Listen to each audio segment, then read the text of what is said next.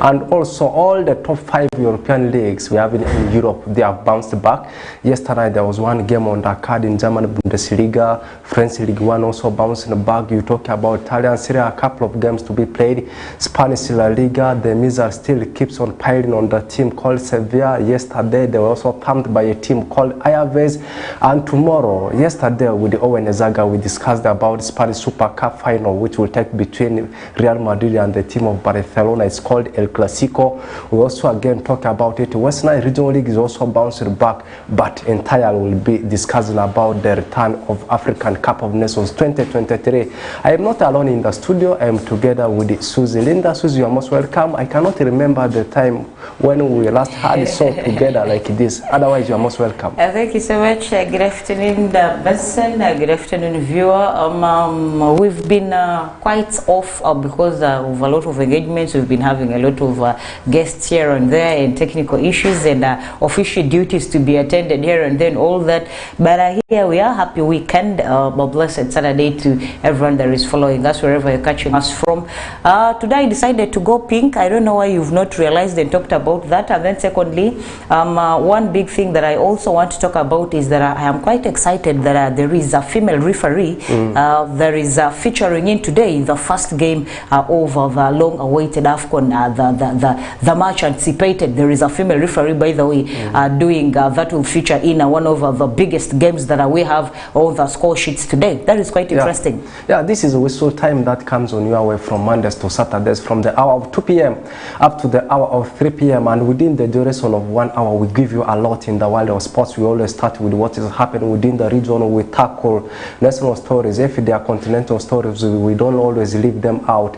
As usual, we finalize everything with what is happening in international sports, and much of what we discuss in international sports is always what is coming in Europe. And of late we have seen Saudi Professional League taking over. We sometimes start from Saudi Professional League, and the general transfer windows is also open and teams are signing players. Players are moving from clubs to clubs, and right now in English Premier League, the team that has so far signed 2 players is the team called Tottenham Hotspur. They have signed 2 players. Will be mentioned for you the players again. Matches yesterday we did discuss about it. My name is Oraku Benson Pastore. I did say today I'm not alone in the studio.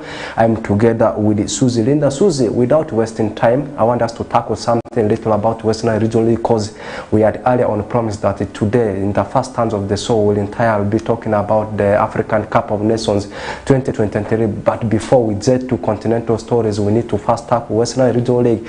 I want us to start with the game between Pakwati Youngsters, as they will be hosting the team called the Alpha Rising Stars. Pakwati Youngsters, they are going neck to neck with the teams like Paida Black Angels, Paida United. Right now they are the second team in the log with something of 17 points. Meanwhile, Alpha Rising Stars, actually they are only a position ahead of Nyahama, and they only having 7 points to their names. And Alpha, they are taking a trip away to Pakwati, and against their arch-rivals, I am talking about Pakwati Super Eagles. They had a game at the Panduru which ended by 2-0 in favor of Alpha. If we can all remember very well, that was actual match day 2 of West Nile Regional League in Nyagak Zone. They had lost the first game. Second game they won against Pakwati Super Eagles, but this one is not against Pakwati Super Eagles, but they are actually taking on the sister club called the Pakwati Youngsters. They runners up last season. And how do you see the weight of this particular game? Pakwati Youngsters is a side that has come to fight this time around. I have been in touch with one of their key officials within the club, and they are looking into, by the way, they're looking forward to there is coming closer to there is getting in the point gaps between them, and there is a Paida Black Angels. Remember, in the Nyagaki Zone regional league table standings, you will see that Nyagaki Zone actually gets in Nyagaki Zone, the Black Angels gets to sit top of the table, but they have been losing in their games. The last time they played with Pakwati Youngsters, the same team that we are talking about, we saw them play a draw, a 0-0 barren draw. But then somehow, miraculously, Pakwati Youngsters scored in Barukuru, and that game was penalized. It was an offside, and then it ended on a 0-0. And then most recently, that was last weekend, we saw the Black Angels are playing Paida United, and Paida United beat Paida the Black Angels at Barukuru. That game ended on a 2-0 down there, and it was quite it's quite sad that you play 2 consecutive games, and in the other one you're sharing spoils, and then in another one you're losing out all the 3 points to your opponents that actually sit third in position, teams that are actually following you neck to neck. So quite it's by the Black Angels really needs to wake up if they are to maintain the table lock. First of all, they started very well. They were beating in teams for fun. They already put in between themselves and the teams that were following them. They created a very wide gap in between them. But then somehow we are seeing the teams actually closing up, and Pakwachii Young Stars is one team that by the Black Angels needs to be very, very careful of. By the Black Angels today is also in Pakwachii. I don't know if you knew that. Today they are playing Pakwachii Super Eagles. Meanwhile, Pakwachii Young Stars plays a side in Arua in the borders. There is the borders of Lear. Their home ground is there is a Panduru, and Pakwachii Young Stars is one side to watch, and the Lear guys have not been doing okay this season. I think their issues from the management is quite affecting even the players and all that. So basically, Benson, this is a tough game for Alpha Rising Stars. I don't see them getting any win, not even sharing spoils, not even coming back to Arua with 1 point. Yeah, it's true, a very tough game for the team of Alpha Rising Stars, whereas Lear City keeping it in balance. We'll also be having a very big encounter in Nile Zone, as we'll be seeing Coach Urban right now. They sit somewhere second on the log in the table standing of Nile Zone, and they will actually take on one of the newly promoted sides called Total. Out of the newly promoted sides, it's only Total that's performing very well. You take a look at all the newly promoted sides in the buff zones. Total is impressing fans so much. You take where they are sitting, they sit somewhere tied on the log with something of around 15 points, and they're only 2 points behind the second place team, that's Coach Urban. Coach Urban is actually the home team, and they do play their home games at Bomber Ground, and being the home side, Total also performing very well. And just like Coach Urban, they have only lost 1 game each. That means out of the so many games both sides have played, as they have won some of them, and they have only picked the defeats once. And you look at this particular encounter, a win for the team of Total over their arch-rivals will see them equaling the number of points the log leaders are currently having on the Machakos Central. That's in case they will also lose their game. By the way, they will go on top of the log in Nile Zone, because currently they have been positive of 8. Meanwhile, positive goals of 9 is what the team of the Machakos Central is having. Meanwhile, a win for the team of Coach Urban will see them going on top of the log in Nile Zone. They actually the defending champions, because last season we saw them finishing on top. You look at how Coach has been performing. You look at the recent form the team of Total is having. Where do you see it going? Total, you could say Total is doing quite very well, and that is quite very interesting.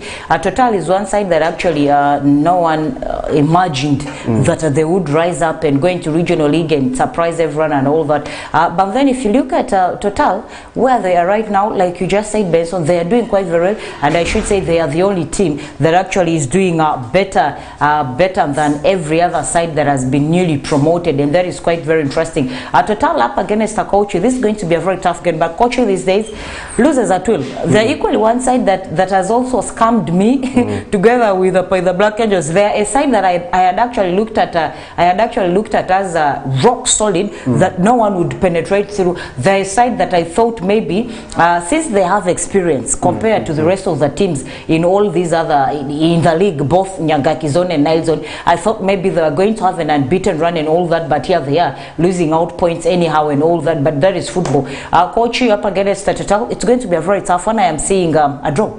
Yeah, Pajobi United taking on the team called Paida United. Paida United recently they had an encounter in Paida Derby where they had a 2-1 win over Paida Black Angels. So they have got everything. The zeal is there to see that the win against the team called the Pajobi United. Pajobi United right now, they sit on the red carpet, whereas in the relegation zone. You look at how Paida United has been playing, you look at Pajobi United. Are we saying that Paida United will still continue with that brilliant performance up against Pajobi United. Exactly. Pajobi United is a side that actually, these guys are hard workers. I am talking about the players of Pajobi Benson. We saw these guys play against Alpha Rising Stars at Panduru. These guys are fighters. Yes, their squad is not fully complete because in one incident we saw one player that had actually started in the goalkeeping department coming through to be in the midfield, and then also he was crossing all over the field, and at one point you would think that he's a striker and all that. I mean, this normally comes out simply because the squad is not full. The squad, maybe there are a few key players that lack in and all that. So basically, if you look at Pajobi, you would actually you would actually see that Pajobi is a fighter, but I think the strength is there, yes, but things are just not working out for them, maybe due to a few issues here and there, maybe finances, I would say, because if they had the finances, they would go into to get in players that would be fixed in these other positions that are missing. That's why you see one player starting in the goalkeeping department, and then after a certain point he will be removed and taken into the striking line and all that here and there and all that. So basically, I think Paida United is picking in all the 3 points again up against Pajobi, simply because Pajobi has a few issues that they need to sort out. But if it wasn't like that, trust me, Pajobi being a fighter that I know, Pajobi could equally come up and win this very game up against Paida United. But Paida United, this time around in Nyagaki zone, I should say, no doubt, they are a good side.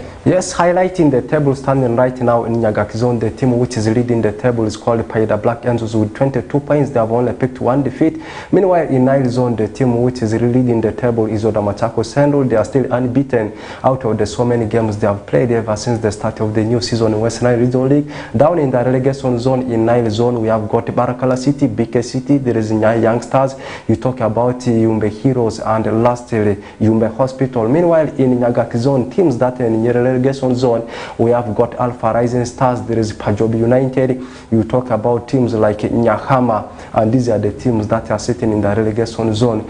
Let's now get to what is happening in other parts of the world. Still within the continent of Africa, we discuss the biggest tournament. I did say the biggest team behind today's Whistle Times all about AFCON 2023. Don't say that. Benson, before we actually join into our national stories, Yes. I would like to say a few shout outs to there is Tuaha Wachawaseme, who is alive, and then there is one Remy Jemi, who is watching live from Zumbu. I would say big ups, and he says he wants an update on Tendele Geriga's transfer. Yes, the rumor is still circulating that Tendele Geriga may end up at NEC FC, but still a rumor not yet confirmed.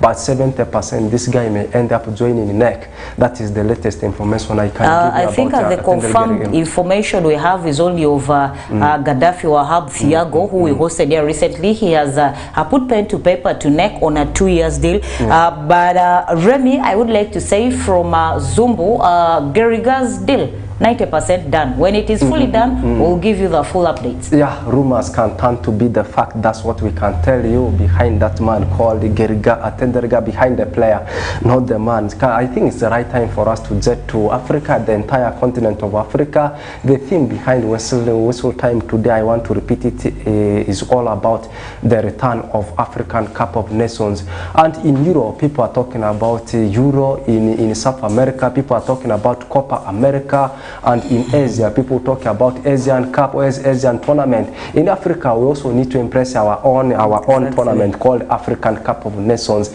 It's kickstarting today. People have been actually waiting for this day to come. It's actually kickstarting today. 11 p.m. East African time is when the host country called Ivory Coast will be tussling it out with Guinea-Bissau. Susie, before we do sleep analysis about that particular encounter and also the rest of the fixtures, let's look at the fixture, not the fixtures, rather we first look at the groups one by one. In Group A, we have got Ivory Coast, we have got Nigeria, there is Equatorial Guinea and Guinea-Bissau. You look at the picture of Group A. Ivory Coast, they are the host country. You know Nigeria, they play beautiful football. In 2017, we saw them winning the tournament. You look at Equatorial Guinea of late in continental football, they have improved a lot. You look at Guinea-Bissau, a vista into African Cup of Nations, but they will not want to disappoint at the initial stages. Just weigh the Group A, which teams do you think will be in position to proceed to the round of 16? I think every other side this time around, Benson, has come up to stay. Every other country that is represented in the AFCON is a very tough side, and I would say there are instances where we come up and rule out a few countries and say maybe this other country is weak, this other one is weak, but at the end of the group stages we are actually surprised and shocked.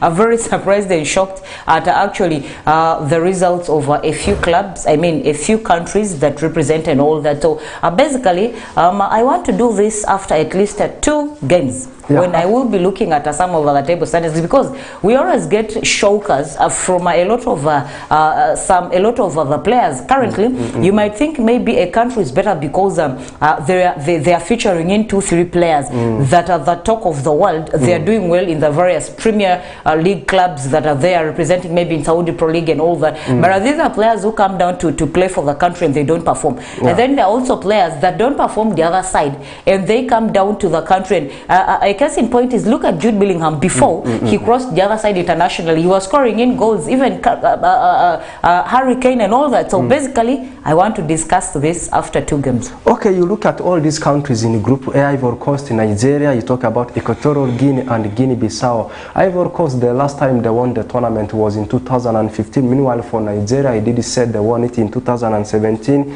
Then countries like Equatorial Guinea and Guinea-Bissau, for them, they have never won the tournament before. And that one takes us to Group B, where we have got the record champions called Egypt, or is it the Egyptians? You can call them the Pharaohs. We have got Ghana, there is Cape Verde, and lastly Mozambique. Mozambique, they have always been into the competition in the recent decades, but they have never won the competition before. Cape Verde, just like Mozambique, they have always been there. You talk about Ghana, Ghana has ever won the competition. Egypt, no doubt, they are the record champions. You look at Egypt, you look at Ghana, people may say that these are the favorites to proceed to the knockout stages, but no need for you to completely rule out teams like Cape Verde and Mozambique. Egypt, they have a couple of good players, and their pivot, their key man, their face is Mohamed Salah, the likes of Ligazi, so many players that are playing in Al Ahly, from also teams like so many teams that plays in Egyptian Premier League like Pyramids. You talk about Ghana, the list is so long, and you look at these countries based on the history they are having, and at the same time the quality of the players they are possessing right now. You might be having something little to say about Group B, whether this time again it will go to the favorites Egypt, Ghana, maybe we never know. You might be having a different mind. Maybe Cape Verde and Mozambique may end up silencing Egyptians and the Ghanaians. These two have never been silenced. They have always made a mark. They have always left a footstep into any other league in the AFCON, okay, I should say. Egypt, Ghana, trust me, these are teams that we know are always top performers, but this time around are being inched together with the likes of Mozambique and the rest. I still don't see them, by the way, I still don't see them being silenced. They have always had top-notch players. They're always good and all that in all aspects. So basically, I don't know if this time around we are banking onto there is the previous histories or the teams that have never made a footmark into AFCON. That you always know they come into group stages and they go back home.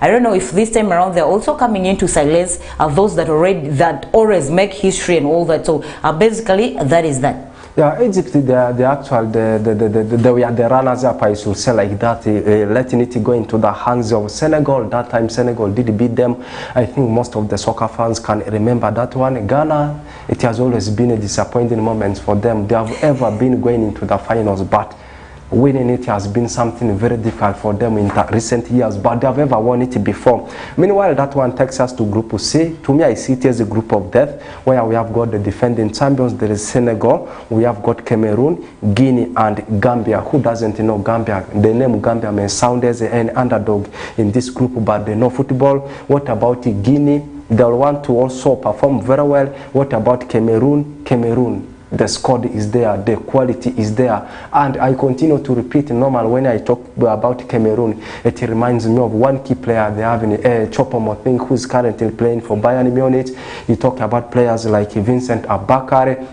We talk about Mbeo. Mbeo is currently playing for Brentford, but is out injured. That means he's not going to be part of this particular tournament. The players like Itoko Ekambi, there are so many. Senegal, you know of them. The list is so long, which I don't want to. And this former player, former defender for Napoli, Kalidou Koulibaly, is very optimistic they are going to make it. So they are the defending champions. The pressure is on them. Cameroon, with the quality of the players they have, they'll want to do it. Guinea, newcomers, they'll want to also engulf themselves. You talk about Gambia, they are saying that they are not underdogs. Much as people say that they are underdogs. How do you value Group C, which has got Sadio Mane, which has got players like Vincent Abakari?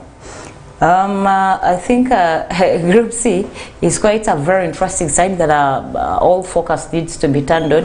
I note, of course, leaving aside the rest of the groups that we have looked into, A and B, equally B is very interesting and all that. So basically, I think based on all these groups are very interesting, and it's going to be a very tight one, especially where there are countries that have legendary players, Sadio Mane and all that, that are still making headlines here and there. So basically, if you look at this, you'd actually get to see and realize that the countries that actually have historical players, I would like to say historical players that are making names in whichever league they're playing in, beat Saudi Pro League, beat Europe and all that. Trust me, these are countries that people are going to follow in very closely. People want to look at the performances, if how this one player carries the club compared to the country, if at all the performances are going to be the same and all that. So trust me, where Sadio Mane is, it's going to be very interesting. We've seen them always fight. We've seen them win Brazil and all that. I don't know if their former coach that won with them, there is Aliou Cisse, has returned this time around, or he retired at during that time when he actually got in the cup. He retired, or I don't know if he still comes back with the same team. It's basically quite very interesting that we are seeing the same people come back. I want to see how these great players we have from African continent will be battling it out. In Group D, we have got the Desert Foxes called Algeria, we have got Burkina Faso,